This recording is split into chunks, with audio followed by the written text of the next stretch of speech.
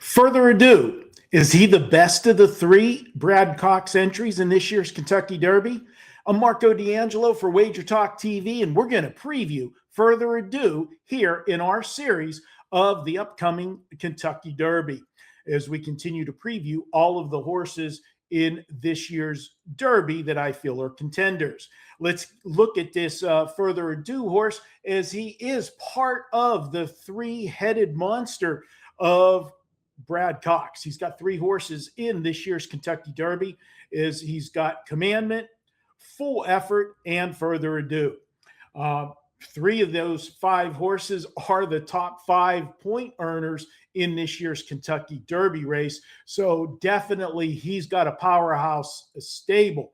Now, even though Further Ado owns the highest buyer speed figure of any horse in this year's Kentucky Derby, he lost his rider for this race.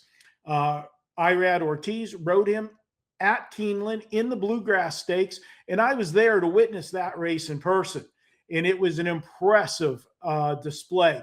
He won that race by 11 lengths and posted a 106 buyer speed figure. Nobody's come close to that, the other contenders in this year's Kentucky Derby.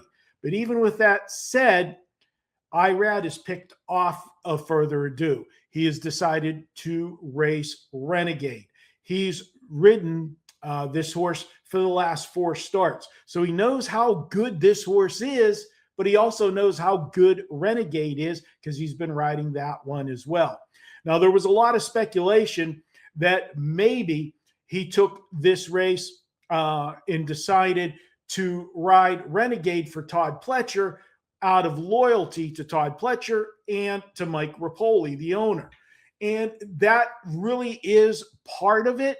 But I also feel that Irad Ortiz, one of the best jockeys in the country, if not the best, he's won every major race that you could win except one, the Kentucky Derby.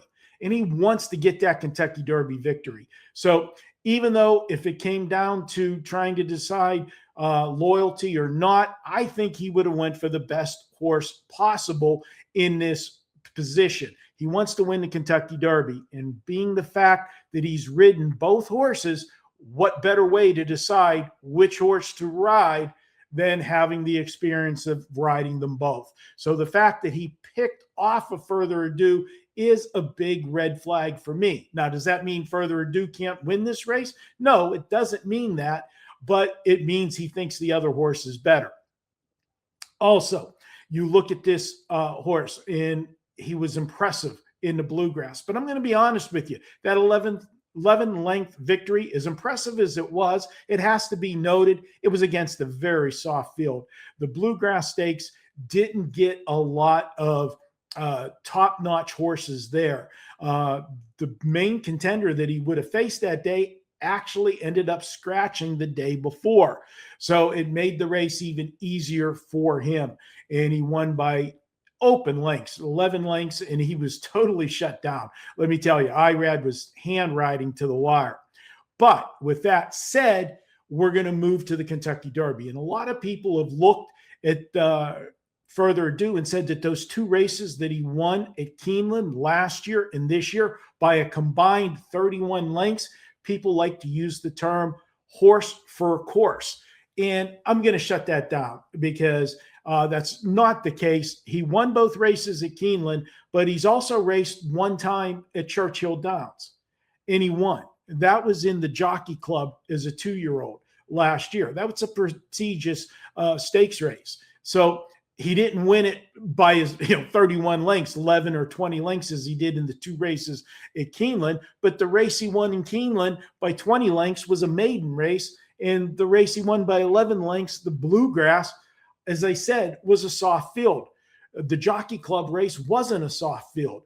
And he won by, a length and a half. So I don't have a problem with him going to Churchill. Now, what I will say about Further Ado is he's going to face a lot more competition here. And that's the situation that concerns me. Also, he's got a little bit of history going against him. In recent years, the Bluegrass Stakes has not been the stepping stone to winning the Kentucky Derby. haven't had a horse come out of the bluegrass in a while to win the Kentucky Derby. So that is a negative. Now, he loses Irad, but he picks up jockey John Velasquez, who is more than capable of winning this race. He's got the experience. He's won the Derby before. So I have no problems with Johnny V getting the mount here.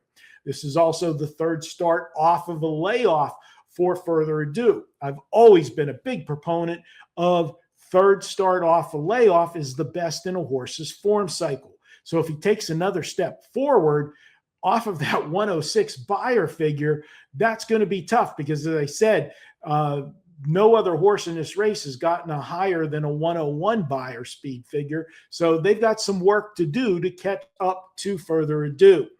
But this is the problem with it. Like I said, the history of the bluegrass, Irad picking off. I think Further Ado is a major contender in this race, but I don't think he gets the win. I got to use him on exactas and trifectas, but I don't think I'll have him in that top slot. Guys, if you want more videos like this and you don't want to miss any of the Kentucky Derby coverage, we're going to be doing it for the next week and a half leading up to the Kentucky Derby. Hit the subscribe button. You'll never miss a video that I do, and I'll be doing a lot of content for the Kentucky Derby. Also, if you like the videos, hey, give us a thumbs up. It really helps the channel out, and we'll be able to bring you even more content. Until next time, guys, I'm Marco D'Angelo for Wager Talk TV. I'll see you at the track with another winner coming up soon.